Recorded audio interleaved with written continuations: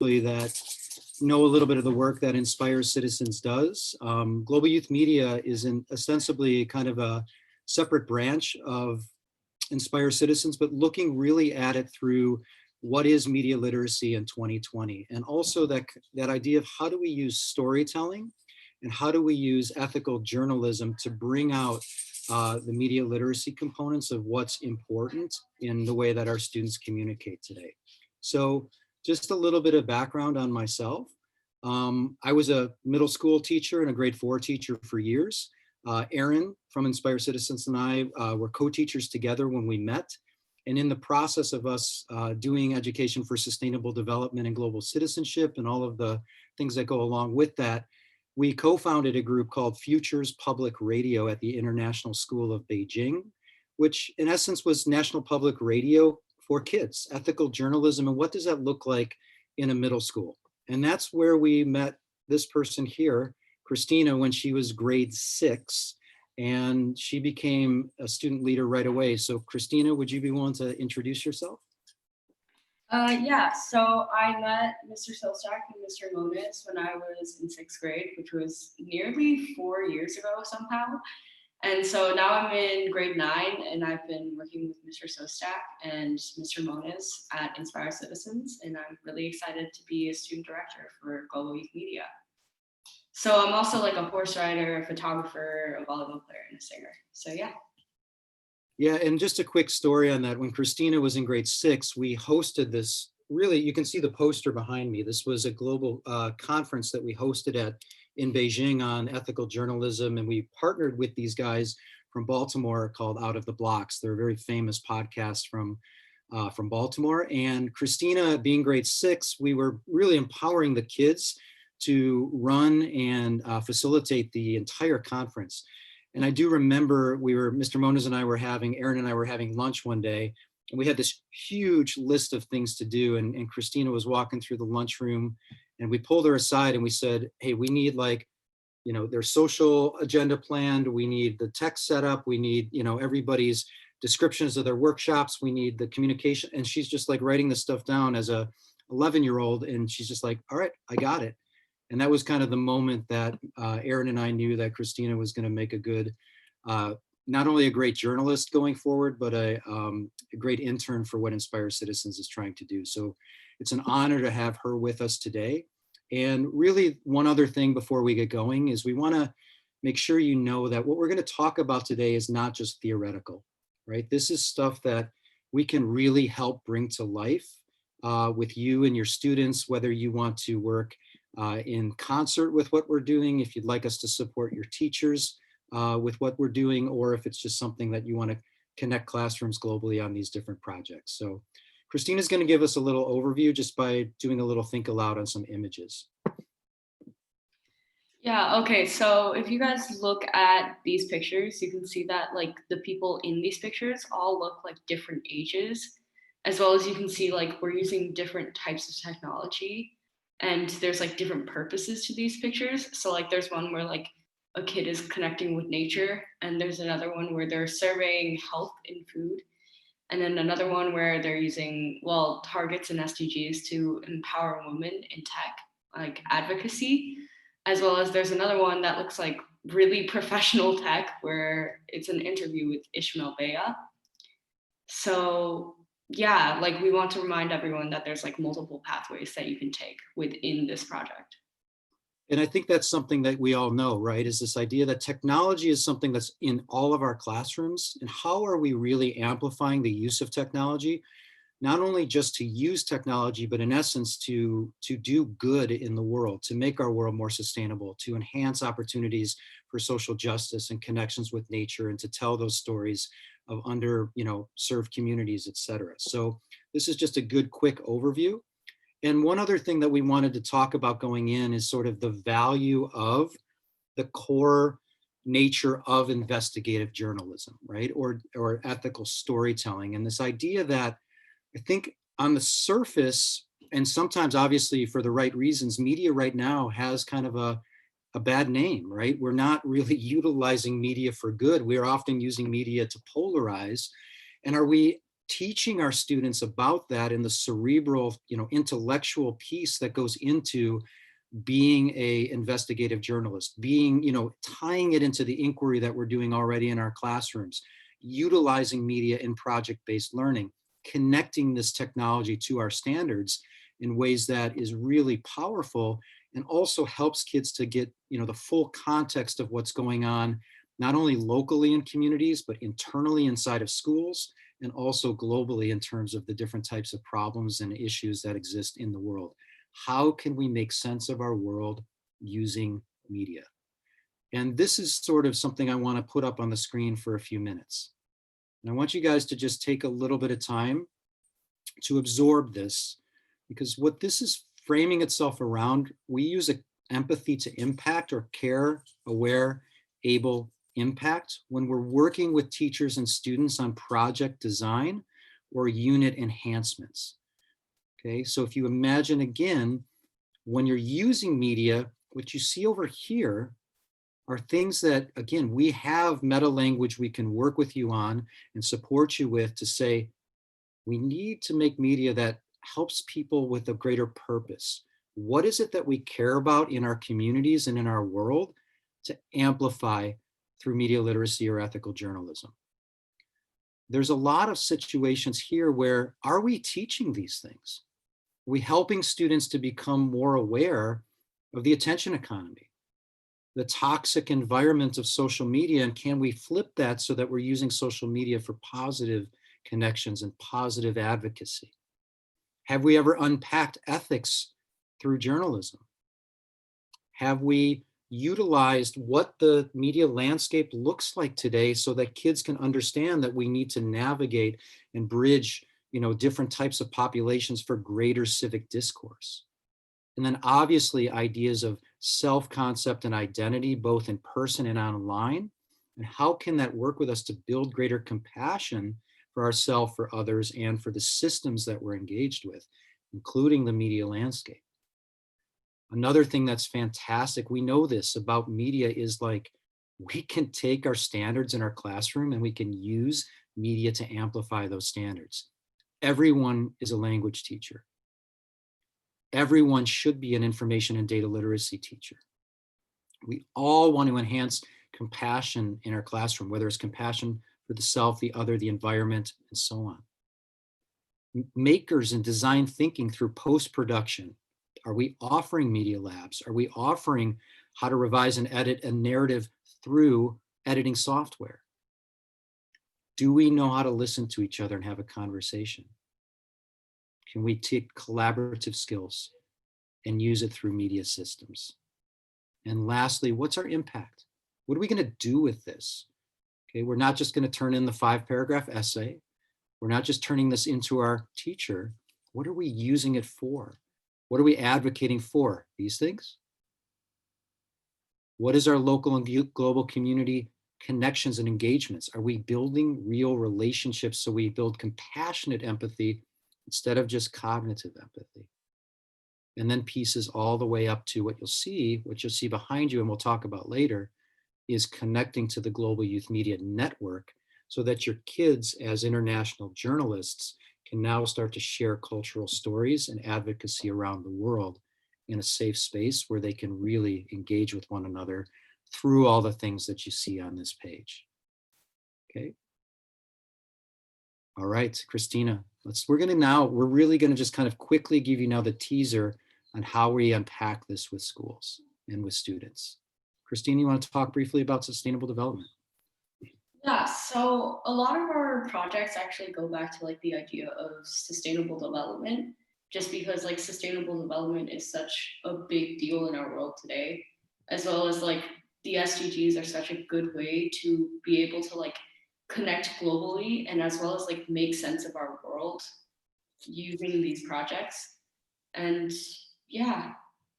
Yeah, no, and we'll show you. A lot of you guys know you're Teach SDGs educators. We're Teach SDGs schools. Media can enhance, enact, and implement sustainable development. So again, in this project, which we'll talk about later, focusing on an SDG to connect schools around storytelling can be a powerful piece. Christina, teaching tolerance and social justice. Yeah.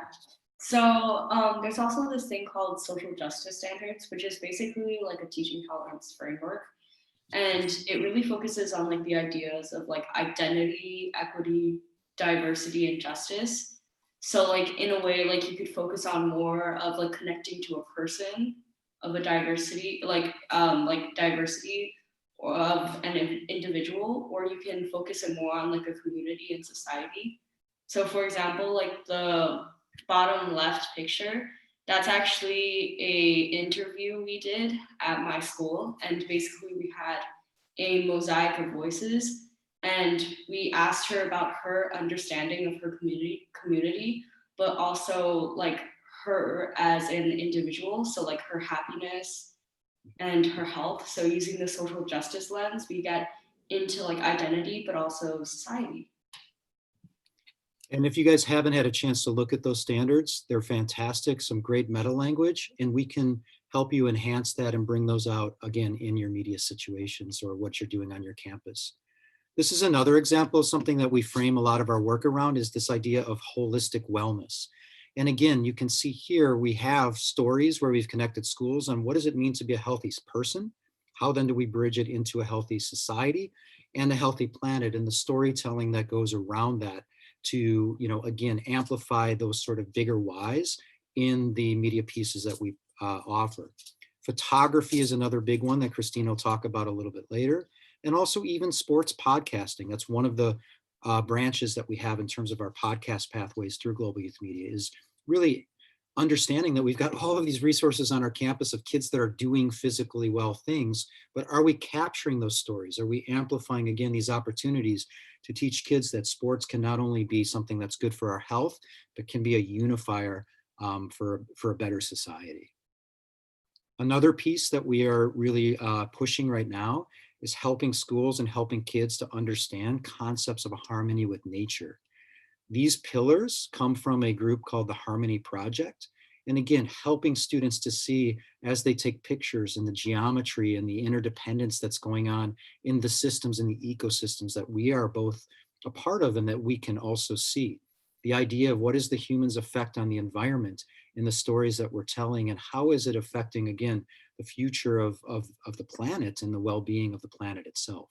And I think a lot of times if we can use media to help our students to have a greater connection with the natural world, it can then amplify them into wanting to spend more time in the natural world itself.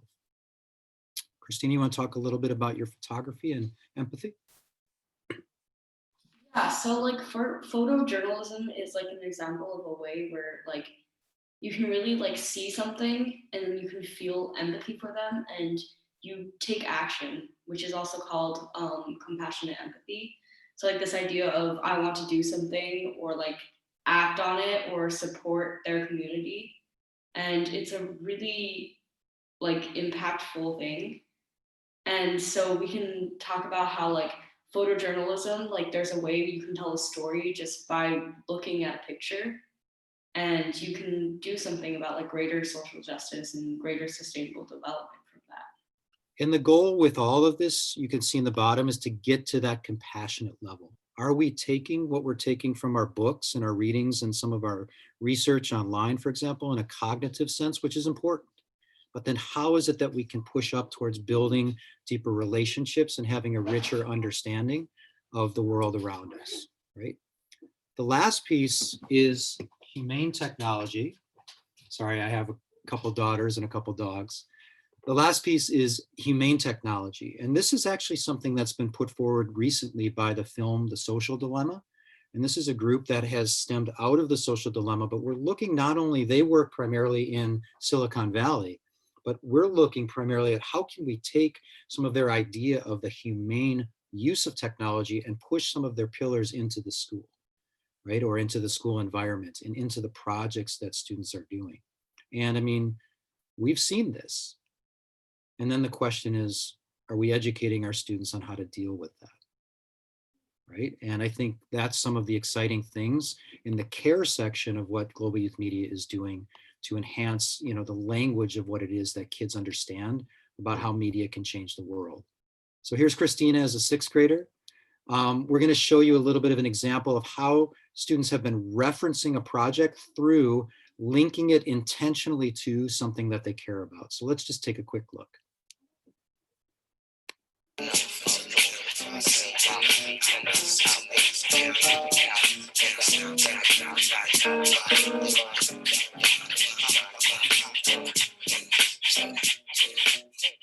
So the prototype that we created is the Out of the Blocks Global Youth Edition.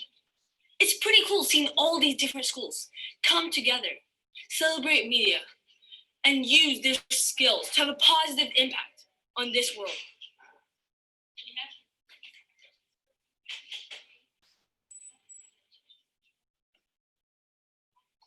One of our targets is 1717, encouraging effective partnership. We worked with Out of the Blocks. We took this to a whole nother level, and now we are hosting a journalism conference in Beijing with Out of Blocks.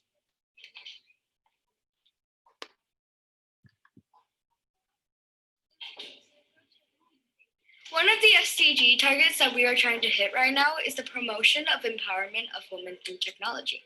So one of the ways that we are trying to hit that goal is our version of Out of the Blocks. So as you can see here, most of the people that we interviewed were women. The other way we are trying to hit it is equality of leadership roles in our club. The majority of people in our club are young women who are developing their technology skills and interviewing skills. Now I'm going to stop there because I think you get the idea. This was actually used mostly as a formative assessment just to see if the kids got it. Like, what's your why, right?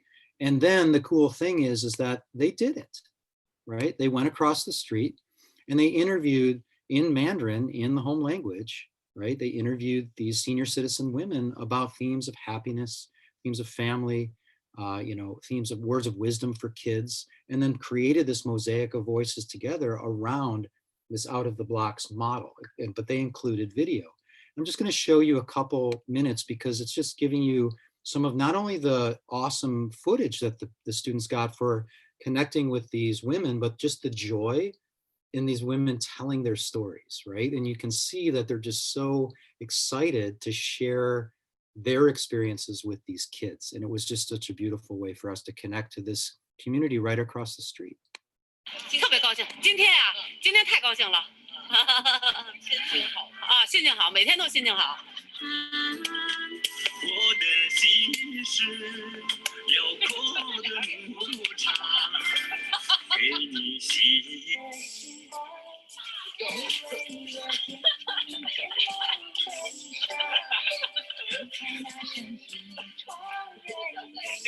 So good.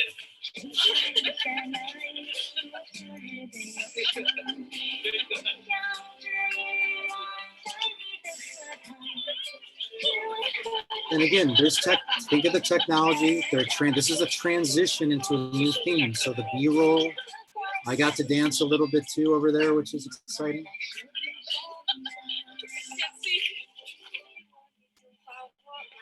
And look at the framing, the happiness.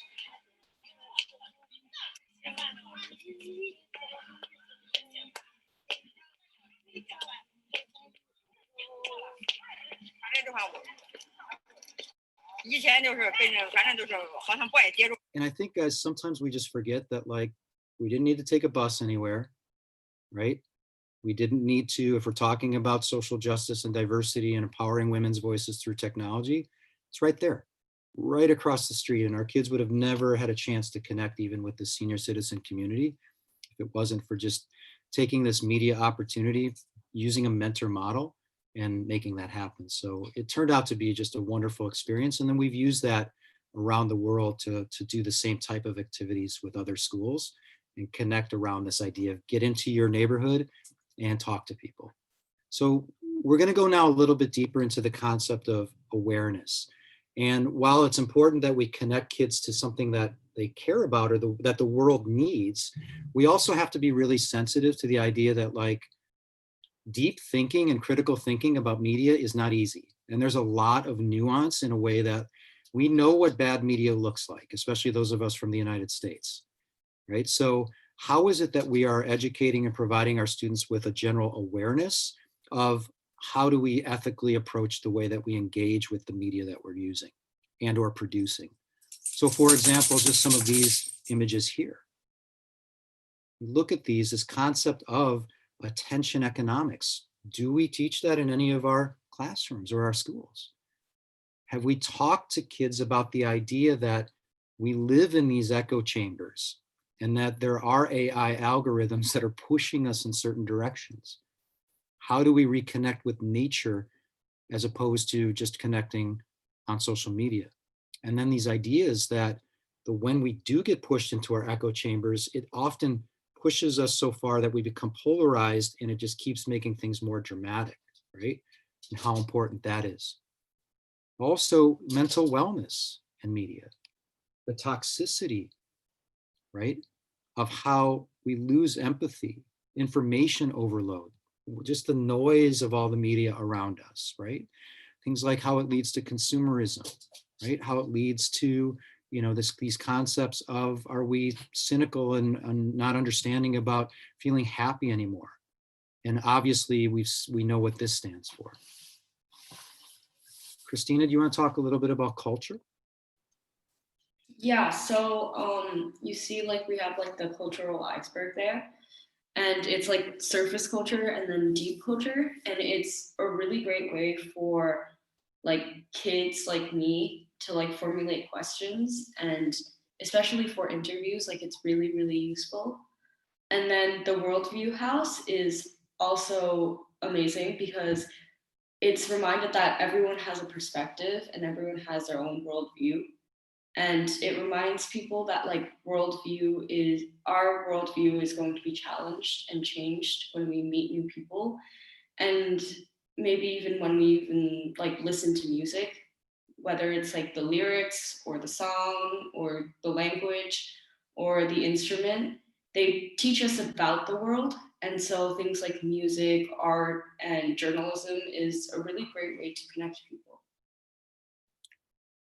This is also something that was perfect. That was so fantastic. Again, is the idea of, if we're going to go in, this was just in Seoul, just going into a place and doing exactly what Christina said, but are we providing our kids with those tools so that they're ready to do that in a way that has compassion, has a sense of empathy and understanding? Christina, do you want to also talk briefly about ethics and core values? Yeah, so we looked at models like Photo Voice and National Public Radio, especially like their core values and their purpose, as well as like their mission. And they inspired us to come up with our own core values and our own mission, and basically like the core values of ethical journalism. Yeah, when we started Futures Public Radio together, the first thing that we did was we took the National Public Radio core values and mission statement and just threw it on the table. And we had our students just say, what can we make of this? How do we middle schoolify this? Or do we need to middle schoolify it? Do words like authenticity and transparency and bias, unbiased, and et cetera, do those things resonate with the why of what we want to do with our Global Youth Media program? And it was a great activity for kids to understand how missions can be, set based on these ethical values.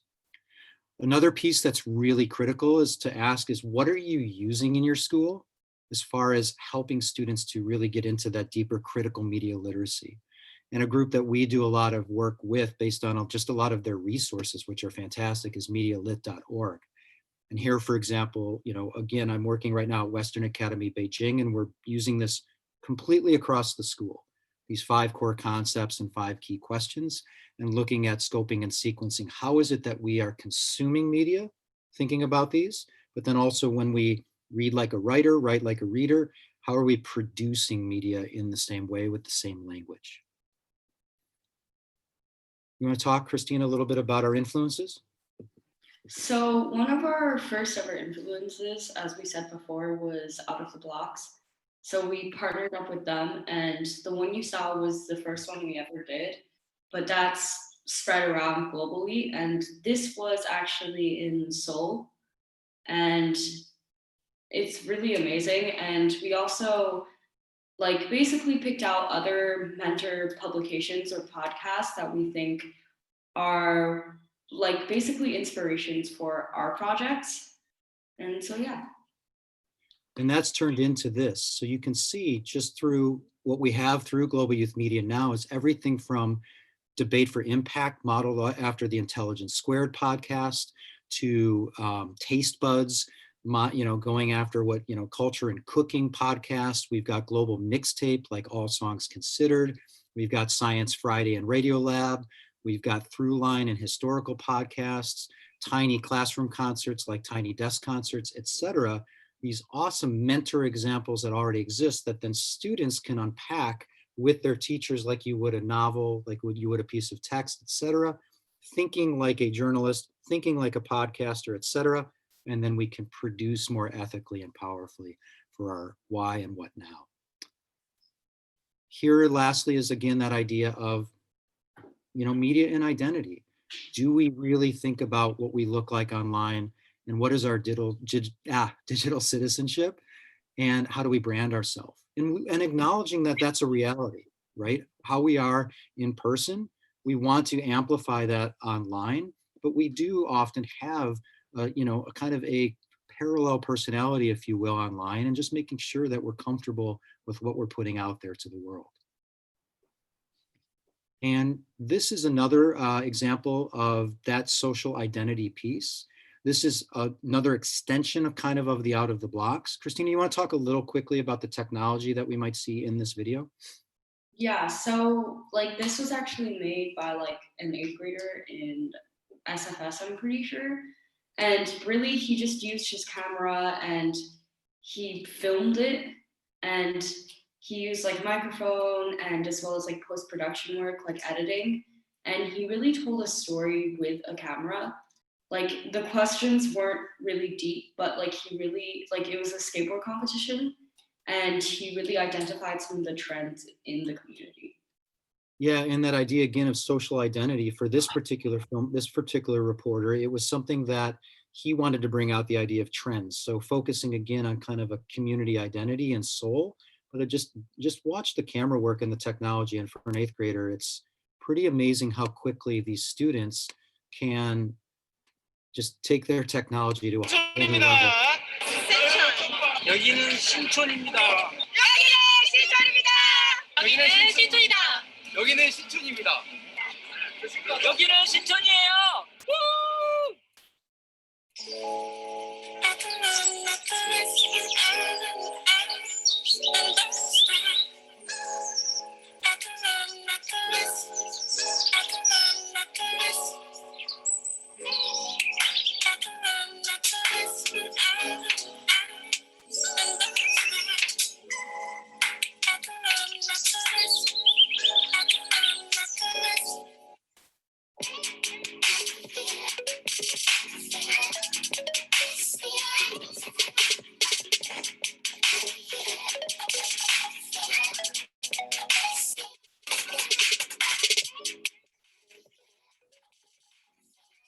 Around a lot of the colleges, so a lot of the trends have to do with whatever is popular on campus.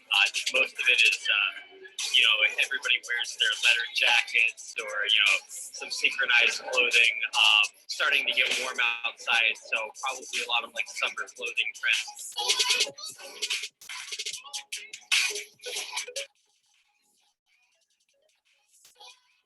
So again, you can see, the storytelling is not just us writing it, down on a piece of paper, right? It's the idea that people can tell the stories and the, connections to the community in ways that can be told through the technology, and the work that you can see is really pretty amazing for an 8th grade kid, but also just empowering voices of others to capture a question or a guiding question, to really have a greater sense of intercultural competence. So that's just another great opportunity for us to look at. All right, now really quickly, we want to also talk a little bit about those skills, right? There's these concepts of the way that we approach, we still have to hit our standards. We still have to do the criteria. We still have to, amplify our language objectives, et cetera. And we want to say that like, this is a great pathway to amplify those in ways that are going to engage your kids. You're going to do, good for the world. You're going to do good for the community, and you're going to have opportunities. That's like built-in formative assessment right into a lot of these pieces as the kids are designing these opportunities for learning and for production. Applied language arts is a really important one. We work a lot within things like the principles of nonviolent communication to help kids not only to work as teammates, but also to work in the realm of how do we interview or do the tough interview, et cetera. We also have a partnership, as you know, coming up. We're going to be working with Luca Lesson to do the bigger workshop with Global Youth Media, and that idea everywhere from empowering your own voice to empowering the voices of others. Luca is especially connected to Indigenous communities in Australia. And that last piece is, I think it's really important that we remember across all subjects that the language domains, it's 6. It's not just speaking, writing, reading, and listening, right?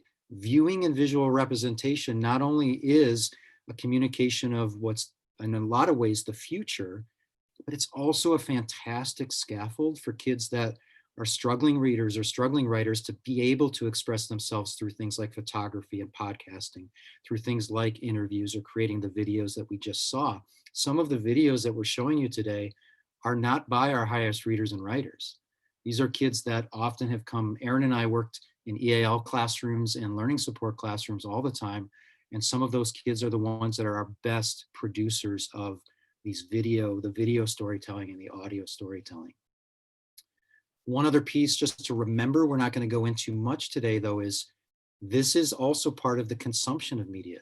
And when we produce media, especially our newscasts, have we used statistics and data that is credible, right? Do we know how to read a chart that's presenting misinformation and disinformation?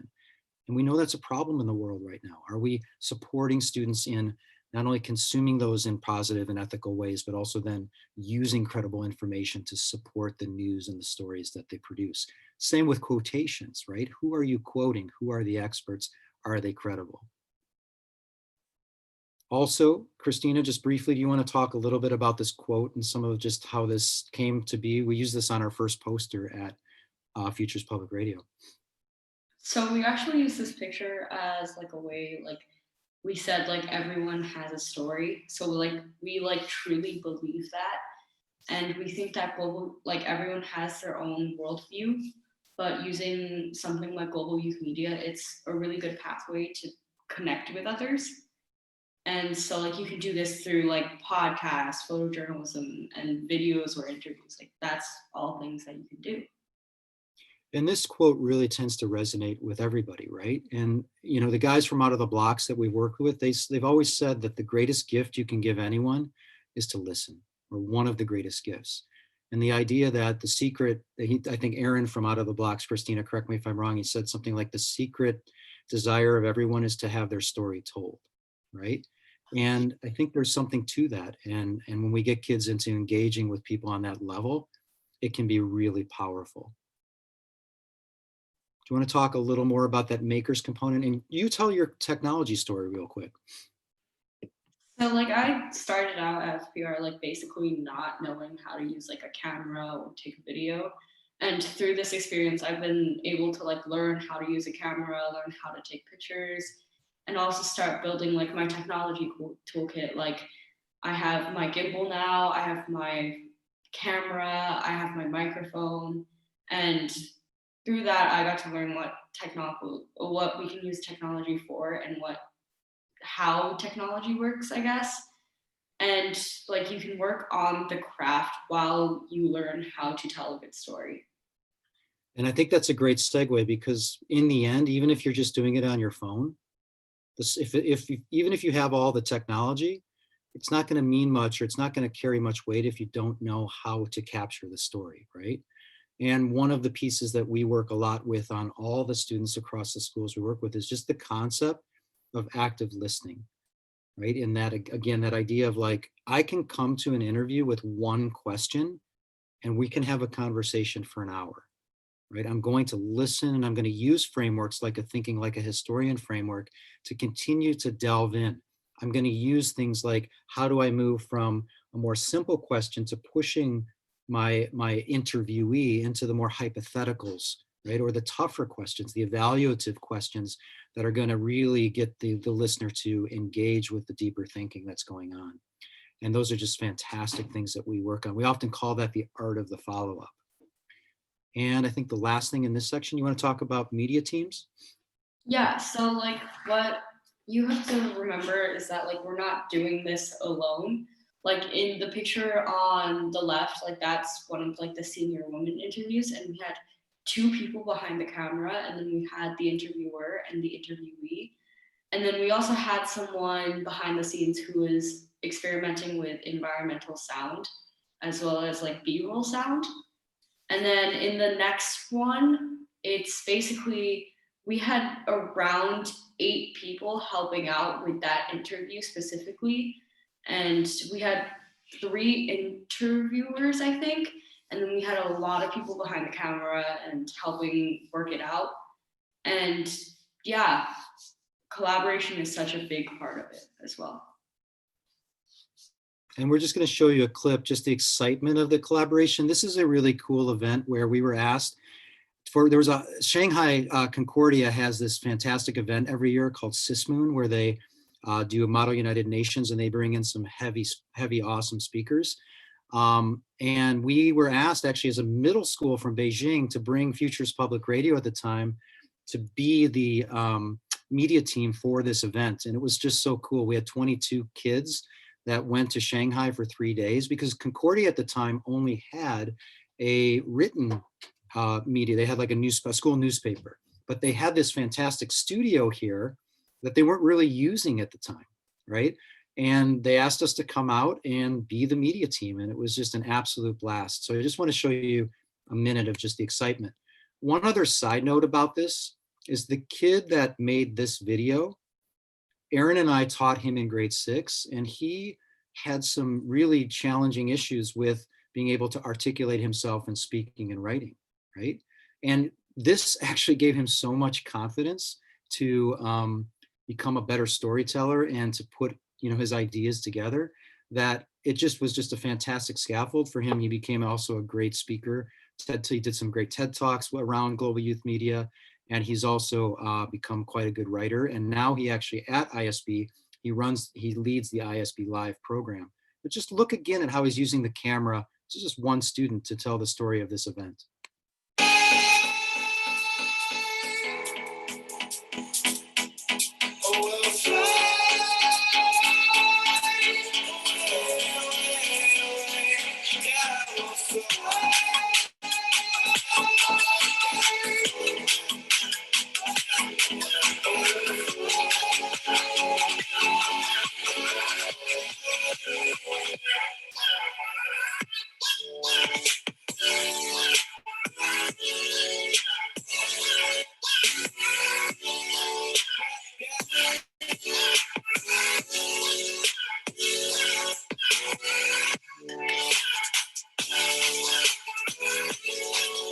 So again, you can even see even just the cuts being timed to the music, and just the element of using the music to lead the story forward. And there's a few spots even in here where it goes into the slow motions moments where even when the music slows down, that it's really good. So again, you can see just the pieces of what you can accomplish by just using a camera and getting kids excited about different ways of storytelling that really resonates with what we need to understand better in 2020.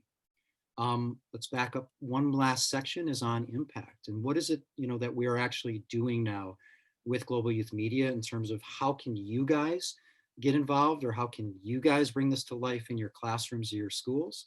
So let's start a little bit with advocacy. Christina, just unpack advocacy for a few minutes for us. I think this was you. Oh, well, you talked about, what's going on in these two. Can you talk a little more here, at least maybe about this project we did with Cindy? Wait. Yeah, so like we use like SDGs to really like talk about issues within our community, but also like globally. And yeah. And what Cindy did here was she put together, she did a whole thing on sugar in the cafeteria, right? So she put together an entire photojournalism exhibit, did research on the role of sugar in health and just how it affects us in our environment? And why is it that we don't believe in our community that healthy food can taste as good as some of these sugary foods, right? Here actually was in Kosovo. Aaron and I had an opportunity to do some reach out to some communities in Kosovo to help them to connect internationally around some of these projects. We work also with some philanthropic projects in Malawi and Nigeria in the same way to connect these students to the power of global youth media, and hopefully to connect with some of your classrooms going forward to share these opportunities for storytelling. And here again is the out of the blocks. Here are some examples of those global pieces where now it's mostly online because of COVID, but we have looked at other ways where we're bringing kids together to teach each other the skills and the technology, that not only the storytelling skills, but the technology that's involved in everything from civil discourse, right? These guys were the critics from Nigeria. They just created this fantastic science fiction program of filmmaking in Nigeria using old cell phones that they found and rebuilt. And obviously we've talked already about out of the blocks. Here is connecting 7 schools around the world where we're looking at agriculture, policy, and economics, looking at farming and what people are doing in 2030 innovatively to solve zero hunger issues. And we have schools in Malawi and Jeju. We have schools in Honduras and Ohio that are connected to agricultural universities or farmers in ways that they can capture different stories and different projects. And lastly, this one is super cool.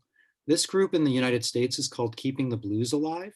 And what they do is they provide opportunities and buy instruments for schools in the United States that have lost their music programs and can't afford musical instruments for their students. And then we've connected with them to look at the history of blues music and how the history of blues music can tell us more about the past. It can also be a way that we can get engaged with music and perform. So we have all of these podcast pathways that can be powerful ways for students around the world to unify around blues music and its influence in different cultures. All right, this is you. Celebration, power, go. So like being able to like produce and make something like so inspirational at times is so amazing, and it feels really good to publish something with so much impact. But also it's really amazing to like meet new people, like these two in these pictures. So Kim Fuck and Salvador, like they've had very tough lives, but it was so inspiring to meet them and to like be able to hear their story and what they're doing now. And not only have I learned a lot, but I feel like a leader, and I do things that I never would have been able to do, like with my technology, but also with like my active listening and interviewing, and be able to do it for such a big purpose like global youth media. And I think Christina is talking also that idea about leadership. You know, when we work in this and we bring back that idea of teammate and teamwork, and we bring back collaboration, is that being a part of a media team, everybody has an important role, right?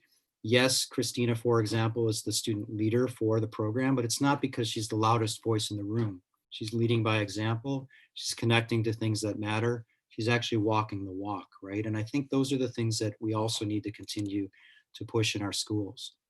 Again, lastly, we just mentioned this is our school in Malawi that we work with.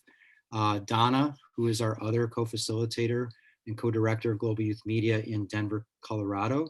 She's connected with Doreen, who's a professor in North Carolina, and she runs a school in Malawi that we've just provided them with. And Donna's son has helped provide 6 iPads and internet access so they can start to collaborate with schools internationally on these different projects, which has just been really exciting. And lastly, we want member stations, right? We saw that Concordia, when we went there as a media team, they didn't have their podcasting and their television studio quite up to speed. Well, now they do.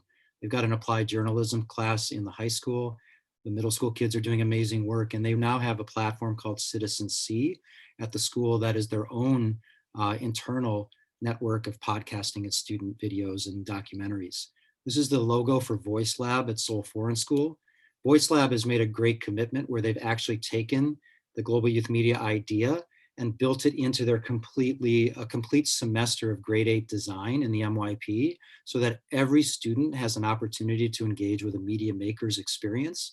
And then the kids that are really engaged with it, they are the ones that go on and continue to lead the club and lead the different types of international events. And you've seen some of the work that we used to do together at International School of Beijing through Futures Public Radio. And don't forget to reach out to your local, musicians, your local newscasters. This is Anthony Kuhn from NPR Beijing, Wendell from Out of the Blocks. We were lucky to include them in our Global Youth Media events, the first ones that we did in Seoul and Beijing.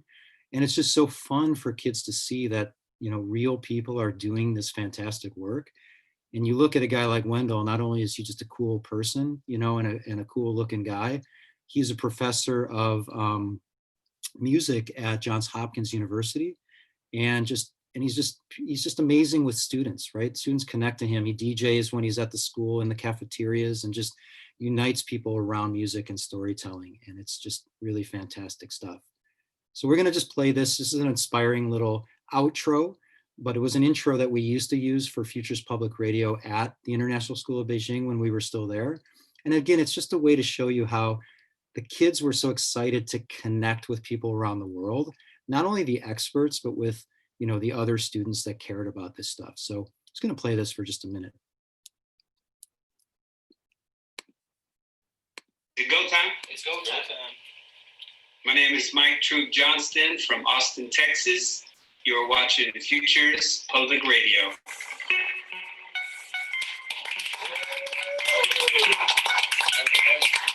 Hi, this is Nicole from Tokyo. You're listening to Future Public Radio. Yeah, that's it. Thank you so much. What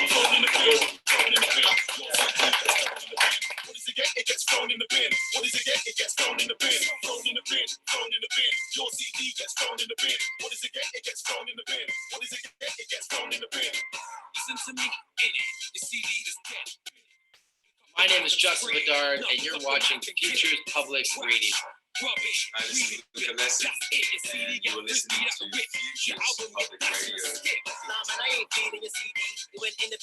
Hi, we're Overcoat, and you're listening to Futures Public Radio, the International School of Beijing.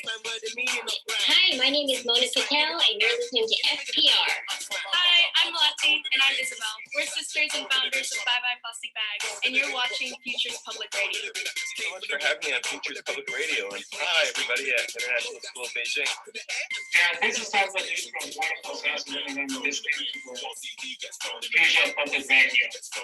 And thank you to all for being with me. Thank you so much. I had a great time. I'm Ishmael Dia, author of Gymnasia 2018, and you're watching Future Public Radio. Stay tuned. And guys, I want to end with this Futures Public Radio, and I think this is another reason that I want to throw a little bit of a word of warning, is it doesn't exist anymore at the International School of Beijing. Aaron and I ran it as a club for 2.5 years, and because we didn't embed it into the curriculum and we didn't embed the media literacy into the student experience, when Aaron and I left, it collapsed. And that is something we want to avoid going forward, right? And I think that that's something this is what makes this visual so important, is we need this stuff. Kids need this, right? And I think Christina has articulated so well. Thank you, Christina, for everything that you've shown in terms of like your level of understanding of the media landscape and what we can do with our students if we allow them to kind of take the journey with us. This doesn't have to be a scary thing. And the other thing is that Inspire Citizens and Global Youth Media, we're out here, to help you take that journey too. So, we're going to be running this workshop with Shonal in February it's an 8 hours over 4 weeks. And it's just a really initial deep dive into a lot of these concepts you see on this page to make it come to life in your school, but also so that it sticks, right? We don't want it to just be something that's a one-off, right? Kids need this, the world needs it, and we'd love to help you guys facilitate making it happen in any way we can. So thank you so much for your time, and I think we still have a handful of minutes if you guys have any questions. Christina, can we give Christina